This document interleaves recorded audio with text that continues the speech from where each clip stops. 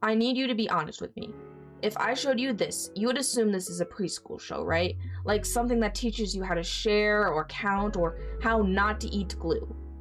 But it's not even close. And Ketchup's biggest mistake is it looks like it.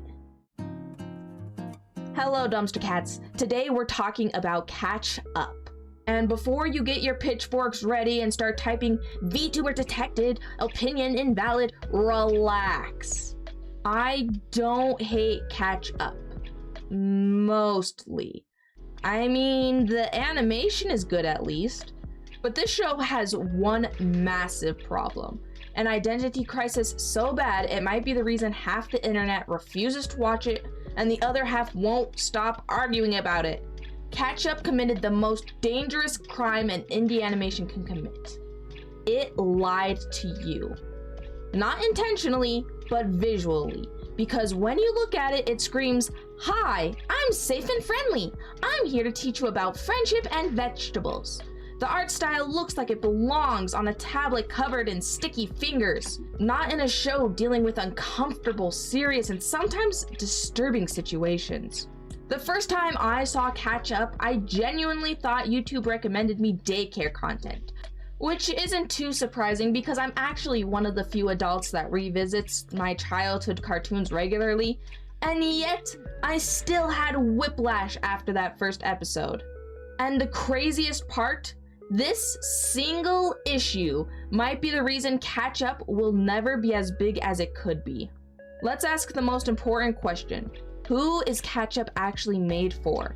It's not kids, obviously. This is not something you put on for your 6-year-old unless you want to accidentally create their villain origin story. And it's not meant for adults either, because adults judge things fast. And if it looks like a kid's show, they're not clicking. They're scrolling. They're gone. Which leaves, teenagers?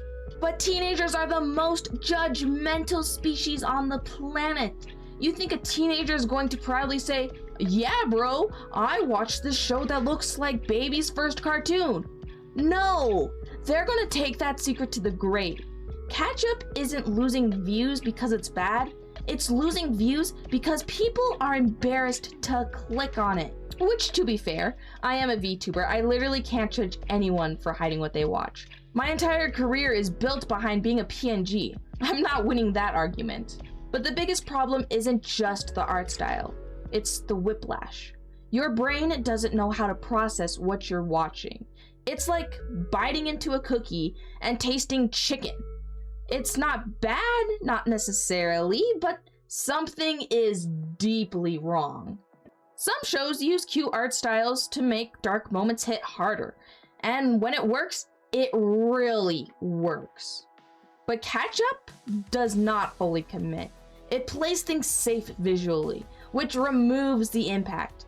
It feels like the show is scared of its own tone, like it wants to go serious, but also doesn't want to scare anyone away. So it ends up being stuck in the middle. And this leads to one scene that perfectly shows Catch Up's biggest problem. There's a moment where a character gets hit by a car.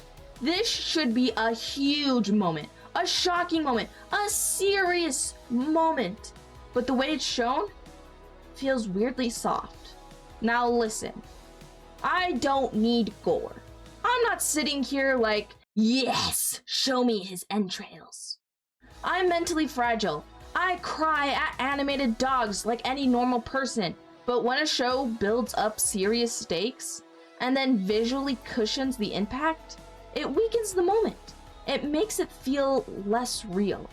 And once again, it makes you question what the show is trying to be. If it's for adults, give us some blood, shock us. If it's for kids, delete the scene altogether. This is by far Catch Up's biggest mistake. Not the jokes, not the animation quality, not the pacing. Identity. Because identity determines everything. Who clicks, who stays, who it's recommended to, who ignores it.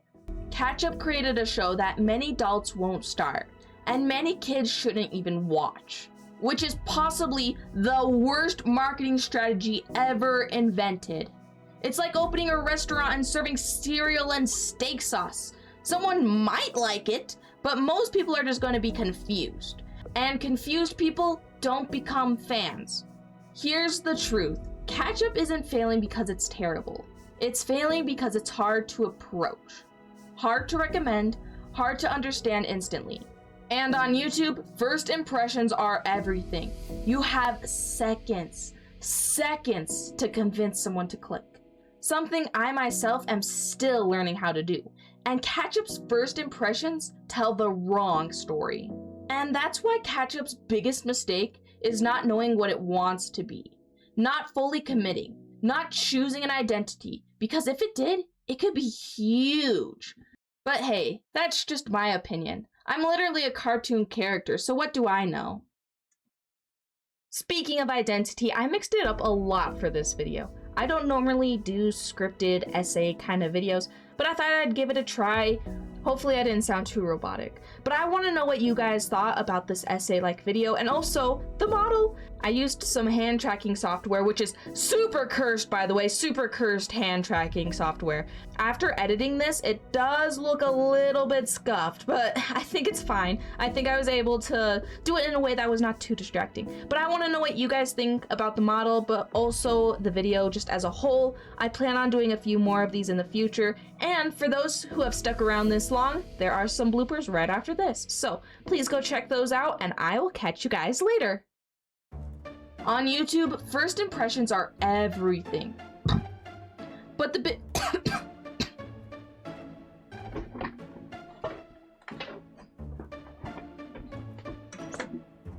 Oh my gosh. It lied to you. How did not eat glue? It lied to you. And then it tastes like chicken. Is it cartoon character? So what do I know?